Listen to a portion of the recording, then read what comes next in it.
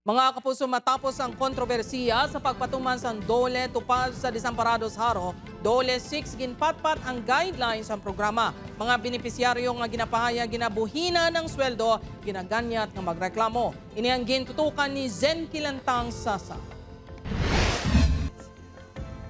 Ang Dole Tupad ang programa nga nagasentro sa community works. Ini ang may minimum nga napulo ka adlaw kag pwede maglabot sang tubtub 90 diyas suno sa Dole 6. Nagapartner ang ahensya sa mga local government unit agud ma-identify ang mga trabaho nga mahimo ipaubra sa mga benepisyaryo pareho sang pagpanglimpyo sa palibot, diklaging sa kanal, pagminterar sang nursery, mangrove planting, clean-up activities sa mga eskwelahan kag madamo pa.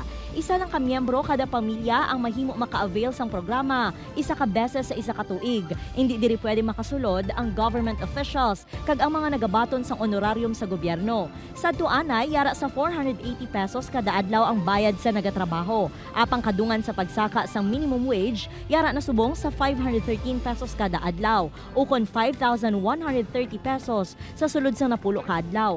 Aminado ang ahensya nga hindi masarangan ang pagpatuman sang programa bangod sang kakulang sang personnel. We have to admit na wala man kami capacity kit nga magkanto kag kami kit ang nga mag-identify per barangay. We trust our local government unit, particularly our local chief executives, to determine sa ilang area kung sino ang mga disadvantaged nga mga workers nga nagakinanglan din sa assistance.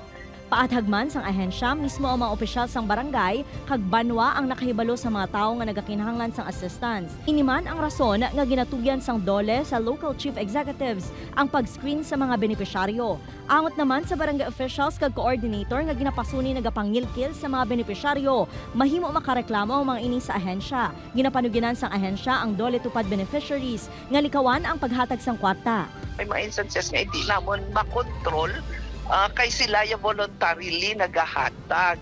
Pero sa nabalaan ko, DILGS already also issued advisory or communication to all local government units nga hindi gid sila mag-involve sina nga magkuha sa salary sang mga beneficiaries. Upoy kay Hans Desierto, Zen Kilantang Sasa, One Western Visayas.